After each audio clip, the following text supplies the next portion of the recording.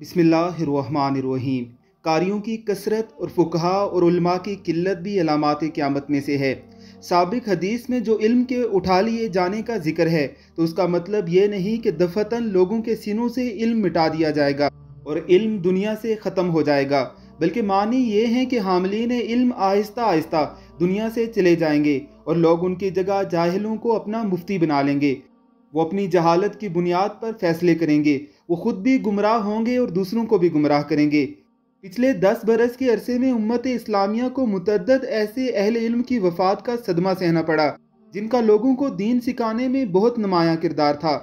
शेख अब्दुल अजीज बिन अब्दुल्ला बिन बास 1420 हिजरी बामुताबिक 1999 को वफात पा गए। इसी बरस मुहद्दिस असर अल्लामा नासरुद्दीन अलबानी भी 1420 हिजरी बामुताबिक 1999 को दुनिया से रिखलत पा गए, जबकि शेख अल्लामा मोहम्मद बिन सालेह उसमैन 1421 हिजरी बामुताबिक 2000 को इस जहान फ़ानी से रुखसत हो गए।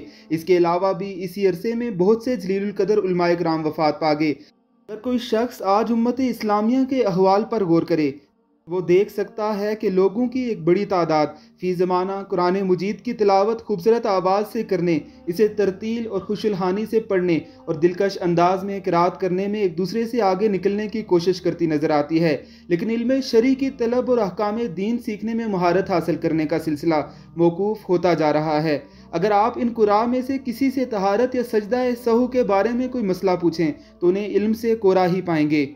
2000 से लेकर 2021 तक बड़े बड़े जय्यद उलमाए कराम की रिखलत और उनकी मसनद पर उन जैसे ही किसी आलम का ना बैठना भी अलामात क़यामत की इन निशानियों को पूरा करता हुआ दिखाई देता है जिनकी खबर हमारे प्यारे पैगम्बर अलैहिस्सलातु वस्सलाम ने दी थी। अलामात क़यामत के इस सिलसिले को सुनने के लिए हमारे चैनल को सब्सक्राइब कीजिए और बेल आइकन पर क्लिक कीजिए ताकि हमारी वीडियोज़ आपको बर वक्त मिलती रहें।